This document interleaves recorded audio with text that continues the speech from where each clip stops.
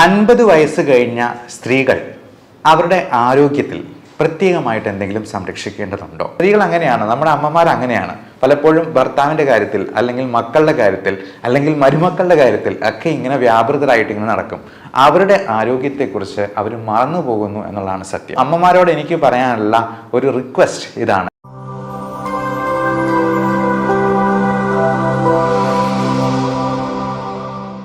അൻപത് വയസ്സ് കഴിഞ്ഞ സ്ത്രീകൾ അവരുടെ ആരോഗ്യത്തിൽ പ്രത്യേകമായിട്ട് എന്തെങ്കിലും സംരക്ഷിക്കേണ്ടതുണ്ടോ, ശ്രദ്ധിക്കേണ്ടതുണ്ടോ?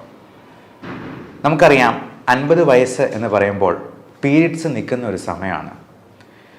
ഈസ്ട്രജൻ്റെ ഒരു പ്രൊട്ടക്റ്റീവ് ഇഫക്റ്റ് നാച്ചുറലായിട്ട് സ്ത്രീകൾക്ക് പ്രകൃതി തന്നെ പ്രദാനം ചെയ്യുന്നുണ്ട്. അതുകൊണ്ട് തന്നെ നിങ്ങൾ ശ്രദ്ധിച്ചാൽ അറിയാം, ഹാർട്ട് അറ്റാക്ക്, സ്ട്രോക്ക് പോലുള്ള കാര്യങ്ങളൊക്കെ ഒരു 45-50 വയസ്സ് വരെയും സ്ത്രീകളിൽ കുറവായിരിക്കും പുരുഷന്മാരെ അപേക്ഷിച്ച്. എന്നാൽ 50 വയസ്സ് കഴിയുന്നതോടുകൂടി ഈസ്ട്രജൻ്റെ ഈ ഒരു പ്രൊട്ടക്റ്റീവ് ഇഫക്റ്റ് സ്ത്രീകൾക്ക് നഷ്ടമാവുകയാണ്. മെനോപോസ് ആരംഭിക്കുന്നതോടുകൂടി. മെനോപോസ് എന്ന് പറയുന്നാൽ പീരിയഡ്സ് നിൽക്കുന്ന ഒരു സമയം. ചിലപ്പോൾ അത് ഇറഗുലറായിട്ട് വന്ന് 1 മാസം കണ്ടില്ല എന്ന് വരും, 2 മാസമാകും, 3 മാസമാകും, അങ്ങനെ പതിയെ അതങ്ങ് നിന്നു പോവുകയാണ്.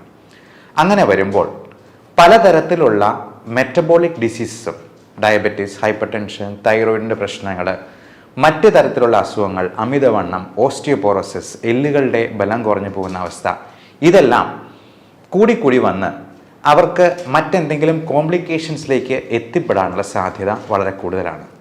അതുകൊണ്ട് തന്നെ 50 വയസ്സ് പിന്നിടുന്നതോടുകൂടി നമ്മുടെ ഈ പറഞ്ഞ പാരാമീറ്റേഴ്സ് എല്ലാം വളരെ നോർമൽ ലെവലിലാണ് എന്നുള്ളത് സ്ത്രീകൾ കൃത്യമായിട്ടുള്ള ഇടവേളകളിൽ ചെക്ക് ചെയ്ത് ഉറപ്പുവരുത്തേണ്ടതുണ്ട്. പ്രത്യേകിച്ചും അവരുടെ ബ്ലഡ് ഷുഗർ ലെവൽ, BP-യുടെ ലെവൽ, കൊളസ്ട്രോളിൻ്റെ അളവ്, തൈറോയിഡിൻ്റെ TSH, ഫ്രീ T3, T4 ഇതെല്ലാം ഫാസ്റ്റിങ്ങിൽ ചെയ്യുന്നതാണ് ഏറ്റവും ഉത്തമം.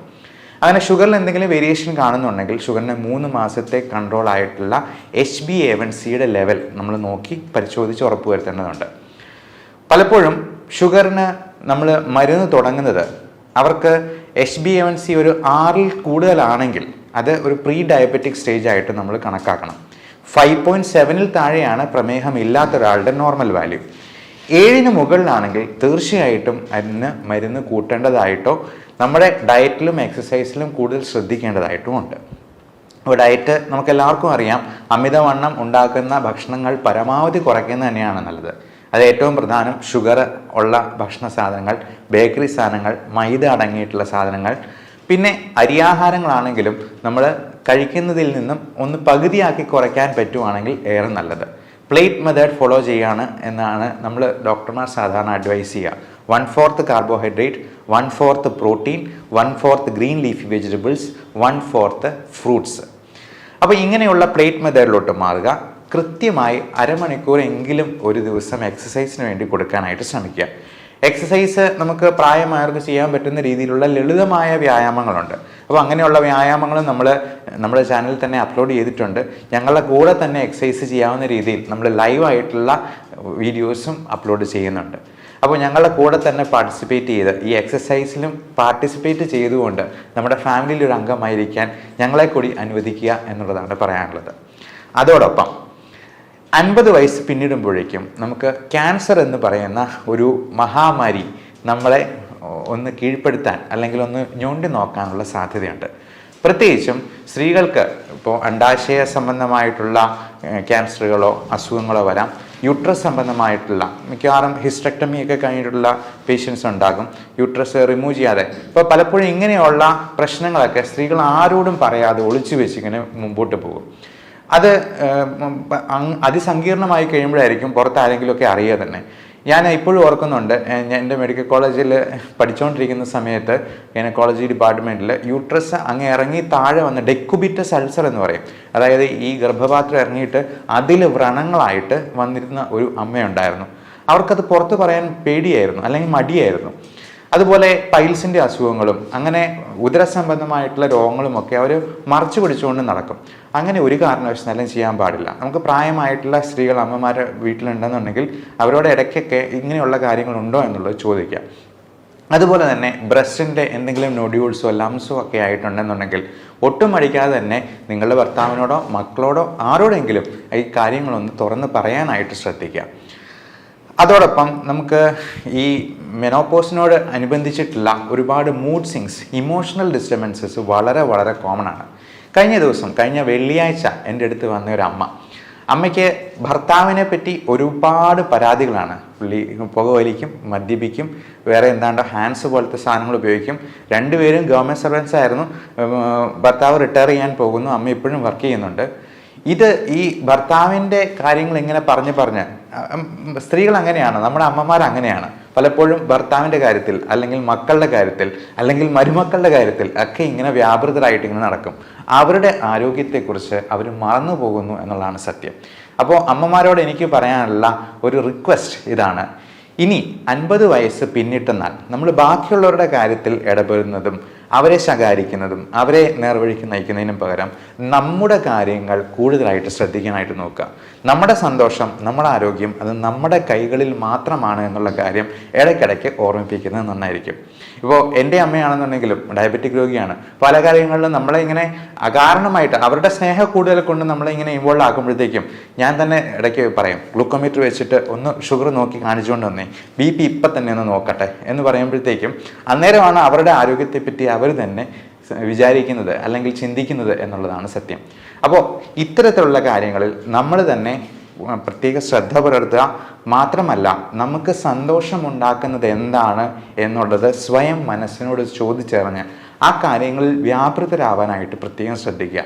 ഈ സ്ട്രെസ് മാനേജ്മെൻറ്റ് വളരെ വളരെ വളരെ ഇമ്പോർട്ടൻ്റ് ആയിട്ടുള്ളൊരു കാര്യമാണ്. കാരണം നമ്മുടെ മറ്റു പല അസുഖങ്ങളും ഈ പറയുന്ന സൈക്കോളജിക്കലായിട്ടുള്ള പ്രോബ്ലംസിൽ നിന്ന് വരാം. നമ്മുടെ ഈ സ്ട്രെസ് ഹോർമോൺസ് റിലീസ് ആകുമ്പോൾ തന്നെ നമ്മുടെ ഹൃദയത്തിൻ്റെ ആരോഗ്യത്തെയും ശ്വാസകോശത്തിൻ്റെ ആരോഗ്യത്തെയും, ശ്വാസകോശം നന്നായിട്ട് ഫങ്ഷൻ ചെയ്താലേ നമ്മുടെ ബ്ലഡിൽ ആവശ്യത്തിന് ഓക്സിജൻ ഉണ്ടാകത്തുള്ളൂ. എന്നാലേ അത് ഹൃദയം പമ്പ് ചെയ്ത് എല്ലാ കോശങ്ങളിലേക്കും എത്തിക്കത്തുള്ളൂ. അതുപോലെ തലച്ചോറിൻ്റെ ആരോഗ്യത്തെയും എല്ലാം ബാധിക്കും. ഞാൻ കഴിഞ്ഞ ദിവസം വന്ന ആ അമ്മയുടെ കാര്യത്തിൽ അമ്മയ്ക്ക് ഉറക്കമില്ലാണ്ട് പോയിരിക്കുകയാണ്.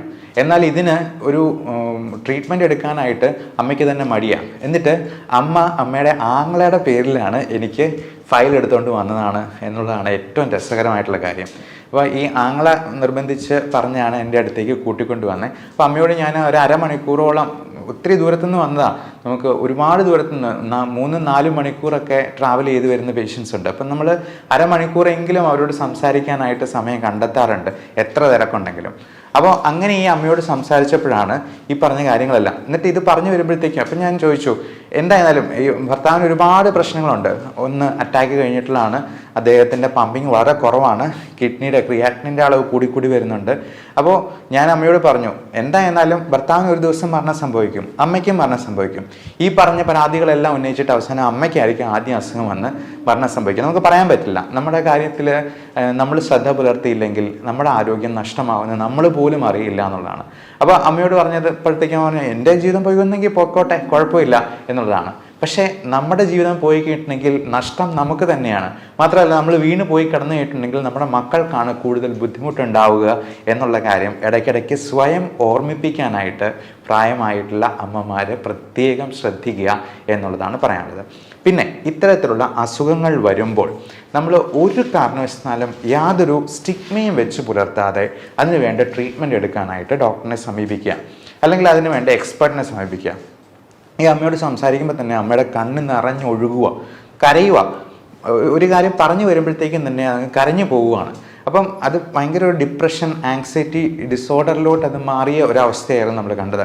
അതിനൊക്കെ നമ്മൾ ചെറിയൊരു മരുന്ന് കൊടുക്കുമ്പോഴത്തേക്കും തന്നെ അതിനകത്ത് ഒത്തിരി വ്യത്യാസം വരും. കാരണം ഈ ഉറക്കമില്ലാണ്ട് പോകുന്ന അവസ്ഥ തന്നെ എത്ര ഭീകരമായിരിക്കും. ചിലർക്ക് ഉറക്കം കൂടുതലായിരിക്കും, നേരെ തിരിച്ചായിരിക്കും. അപ്പോൾ നമ്മുടെ ഹാപ്പി ഹോർമോൺസ് ആയിട്ടുള്ള എൻഡോർഫിൻസ്, സൈറ്റോകിൻസ്, ഓക്സിറ്റോസിൻ, സെറോട്ടോണിൻ, ഡോപ്പമൈൻ തുടങ്ങിയ ഈ 5 ഹോർമോണിൻ്റെ ലെവലിൽ ഒരുപാട് വ്യത്യാസങ്ങൾ വരുന്നുണ്ട്. ബയോകെമിക്കൽ വേരിയേഷൻസ് നമ്മളതിനെ മെഡിക്കൽ സയൻസിൽ പറയാറുണ്ട്. അപ്പോൾ ഈ വേരിയേഷൻസ് കറക്റ്റ് ചെയ്യാനായിട്ട് നമുക്കതിന് വേണ്ട കാര്യങ്ങളൊക്കെ ചെയ്യണം, അല്ലെങ്കിൽ അതൊരിക്കലും കറക്റ്റ് ചെയ്യാം. ഇപ്പോൾ സോഡിയോ പൊട്ടാസിയോ കുറഞ്ഞു കഴിയുമ്പോഴത്തേക്കും നമ്മൾ ആ സോഡിയം കൊടുക്കുക എന്നുള്ളതാണ് ഏറ്റവും അത്യാവശ്യമായിട്ട് ചെയ്യേണ്ടത്. അല്ല പൊട്ടാസ്യം കൂടിപ്പോയെന്നാൽ ആ പൊട്ടാസ്യത്തെ കുറയ്ക്കാനുള്ള കാര്യങ്ങളാണ് നമ്മൾ കൊടുക്കുക. അപ്പം പൊട്ടാസ്യം കുറയ്ക്കാനായിട്ട് ഒരുപാട് മാർഗങ്ങളുണ്ട്. അസ്താലിൻ നെബുലൈസേഷൻ പോലും നമ്മൾ കൊടുക്കാറുണ്ട്. ഇൻസുലിൻ ഇൻഡെക്സ്ട്രോസ്, അത് ഈ ഹൈപ്പർ കലീമിയ പ്രോട്ടോകോൾ എന്ന് പറഞ്ഞാൽ ഞങ്ങൾക്ക് ക്രിട്ടിക്കൽ കെയറിൽ പ്രത്യേകമായിട്ടൊരു പ്രോട്ടോകോൾ തന്നെയുണ്ട്. അപ്പോൾ പൊട്ടാസ്യം ഒരു 5 or 6 ഒക്കെ ആയിട്ട് 6ന് മുകളിലായി കഴിയുമ്പോഴത്തേക്കും പേഷ്യൻറ്റിന് ഒരുപാട് പ്രശ്നങ്ങൾ വരും. അപ്പോൾ ഇങ്ങനെയുള്ള വേരിയേഷൻസ് കറക്റ്റ് ചെയ്താൽ മാത്രമേ ഈ അസുഖങ്ങൾ പരിഹരിക്കപ്പെടത്തുള്ളൂ. അതിന് ഒരു മതപുരോഹിതൻ്റെ അടുത്ത് പോയി ഉപദേശിപ്പിച്ചെന്നാലൊന്നും നേരെ ആകില്ല എന്നുള്ള കാര്യം പ്രത്യേകം. ഉപദേശം നടന്നോട്ടെ, കുഴപ്പമില്ല. നമ്മുടെ പ്രാർത്ഥന എന്ന് പറയുന്നത് നമുക്ക് കൺസ്ട്രക്റ്റീവായിട്ട് ഉപയോഗപ്പെടണം. പലപ്പോഴും ഈ സ്ത്രീകളായിരിക്കും കൂടുതലും ഈ മത പുരോഹിതരുടെ അടുത്തോ അല്ലെങ്കിൽ പള്ളികളിലോ അമ്പലങ്ങളിലോ ഒക്കെ ഇങ്ങനെ കയറി ഇറങ്ങുന്നത്. അതിന് കാരണം അവരൊരു കാരണമുണ്ടാക്കി പുറത്ത് ചാടുകയാണെന്നാണ് നമുക്ക് തോന്നിയിട്ടുള്ളത്. അപ്പോൾ അങ്ങനെ വരുമ്പോഴത്തേക്കും ഇതുപോലത്തെ പല ചൂഷണങ്ങൾക്ക് പോലും ഇവർ വിധേയരാവാനുള്ള സാധ്യത കൂടുതലാണ്. പകരം ഇതിന് എക്സ്പേർട്ട് ആയിട്ടുള്ള ഒരു ഹെൽപ്പ് സ്വീകരിക്കുകയും ആവശ്യമെങ്കിൽ അതിന് ട്രീറ്റ്മെൻറ്റ് എടുക്കുകയും ചെയ്യുക എന്നുള്ളതാണ്. നമ്മുടെ ഈ സോഷ്യൽ സ്റ്റിഗ്മ നമ്മുടെ നാട്ടിൽ മാത്രമേ ഇത്രയധികം ഉള്ളൂ. അതിനെ ഈ നമ്മൾ ചരട് ജപിച്ച് കെട്ടിയത് കൊണ്ടോ ഒന്നും ഒരു കാര്യവുമില്ല എന്നുള്ളതാണ്. നമുക്ക് ഇപ്പോൾ പ്രാർത്ഥനയാണെങ്കിലും നമ്മൾ എക്സസൈസ് ചെയ്യുന്നത് ദൈവത്തെ പ്രതി ചെയ്യുന്നാൽ, നമ്മൾ നല്ല ഒരു നോമ്പ് നോൽക്കുന്നത് അല്ലെങ്കിൽ നമ്മളൊരു ഫാസ്റ്റിംഗ് എടുക്കുന്നത് ദൈവത്തെ പ്രതി ചെയ്യുന്നാൽ അത് നമ്മുടെ ആരോഗ്യത്തിന് ഗുണകരമാണ്. ആ രീതിയിൽ നമ്മുടെ മതത്തെയും വിശ്വാസത്തെയും മോഡിഫൈ ചെയ്യാനായിട്ട് പ്രത്യേകം ശ്രദ്ധിക്കുക. എല്ലാവരും ഈ കാര്യത്തിൽ പ്രത്യേകമായിട്ട് നമ്മുടെ അമ്മമാരെ ഓർമ്മിപ്പിക്കുകയും ഈ തരത്തിലുള്ള വീഡിയോ അല്ലെങ്കിൽ ഇൻഫോർമേഷൻ അവർക്ക് പാസ് ഓൺ ചെയ്യുകയും ചെയ്യാനെങ്കിലും ശ്രദ്ധിക്കുക. എല്ലാവർക്കും നല്ല ആരോഗ്യം ആശംസിക്കുന്നു.